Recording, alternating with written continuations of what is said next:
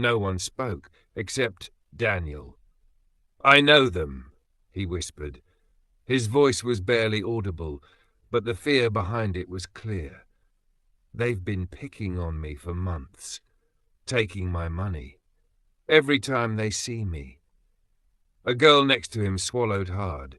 "One of them used to go here. Dropped out last year. I heard he joined a gang." I turned back to the window, heart hammering. The boy from my neighborhood stood frozen in place, still gripping his bag. His breath was ragged, eyes wild. Then, as if sensing something, his gaze lifted. He locked eyes with someone inside the library. Not at me, at someone else. Before I could react, a distant wail pierced the air. Sirens. The mob outside stiffened. Then, pure panic. Someone shouted, "Cops! Run!" They scattered instantly, vanishing into the shadows of the school corridors. But the dropout, the former student, hesitated. He turned toward the library one last time, his face twisted, fear, regret, before he bolted into the night. Miss Thompson let out a breath, but she wasn't relieved. She was terrified. Minutes later, a sharp knock rattled the library door.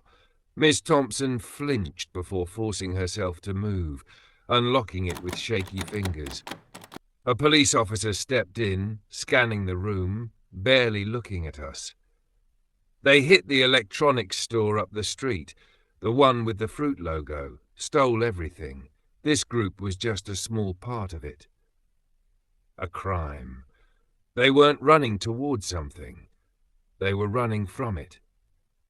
As we neared the exit, Daniel hesitated. Then he straightened, squared his shoulders. His voice shook, but he forced the words out. "I can identify them. If you need me to, I'll go to the station." His words should have brought relief. Instead, a deep, suffocating unease settled over me. Something was wrong. The following night, long after the lockdown ended where I went straight home, I returned to my locker. The moment I swung it open, my breath caught in my throat. A duffel bag, the same kind they had been carrying.